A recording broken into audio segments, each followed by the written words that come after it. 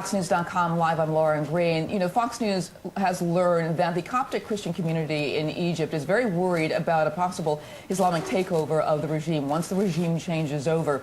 They are the minority. They're 10% in Egypt as opposed to the 90% of the Muslim population. And of course, they're worried about if the Muslim Brotherhood actually becomes the group that takes over the regime in Egypt. Our Greg Burke is live in Jerusalem with more on that story. Greg? Lauren, that's right. You know, this is a story which really hasn't gotten a lot of attention with the uprising going on. What is it going to mean for Egypt's Christian community? Now, we've been working a little bit on that. It might not be very good news. Actually, since the uprising began, there have been two separate attacks, one on a church near the Gaza border, nobody injured there, but a firebomb in that church, and another thing not far from Cairo, where two Christian families, 11 people killed in those two families, apparently attacked because of that, 4 other people injured. There's been a lot of video about Christians and Muslims praying together in the square, together suggesting a rather happy transition, but from the people we've talked to, it really doesn't show that that's going to be that easy. Christians in Egypt are about 10% of the population, as you say. They certainly are quite worried.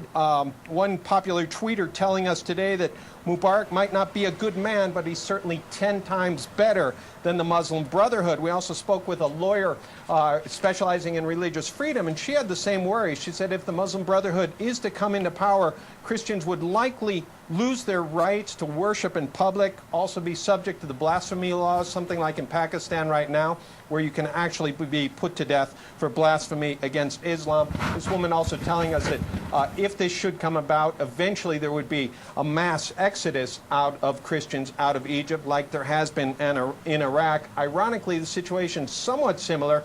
Obviously, Saddam was a different story, but Christians under Saddam Hussein were basically treated pretty decently. Once he was gone, obviously, as we've seen, they've been persecuted quite a bit, and a lot of them have just totally left. Lauren? Yeah, there seems to be some division between the Christians because on one hand, Mubarak, yes, they had a better time under Mubarak, but at the same time, they're still part of the economic downturn. They're still part of this group that is unhappy about the economic situation in Egypt. So, you know, early on, I think Pope Shenouda III backed Mubarak and said, you know, please, you know, Christians don't protest. But now, where do they stand? Who should they support? Well, they're split. Excuse me, Lauren, I was having a little trouble hearing you, but they're split, and that is part of the problem. It's a little bit touch and go. The one guy we were in touch with on Twitter today saying basically Mubarak was not the best thing for the country, you know. However, he did basically give them peace and stability. It is hugely, largely, though, an economic problem for these people, as you say. And where do they go? The problem is that the Muslim Brotherhood is the best organized of the opposition groups, and that is likely to have the lead after the elections. We'll just have to wait and see. But Christians were already in trouble. You remember that bombing at the church in the beginning of January? They already felt a little bit under pressure. It looks like in the new Egypt, its situation's actually going to get a little worse. Lauren? Yeah, I think one of the things that is also an issue is that they're sort of playing, one analyst said they're playing like a high-stakes poker game. Greg, you hear me now?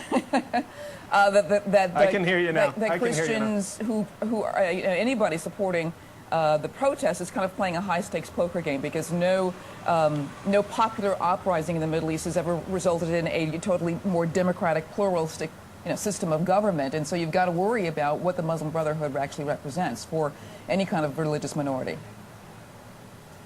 Yeah, no, I think there's no doubt about that. That it is a very delicate time for Christians. It's going to take a little while to shake out, but that's a pretty good analogy. High stakes poker, and certainly at this point, it doesn't look like they have a really strong hand. Wow. So.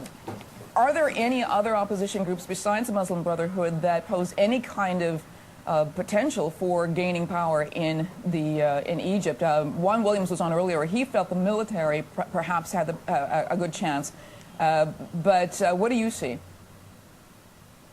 Well, in terms of political parties, nobody really to speak of. You know, when they had elections, the other parties would get 1 or 2% of the elections. The Muslim Brotherhood was actually illegal.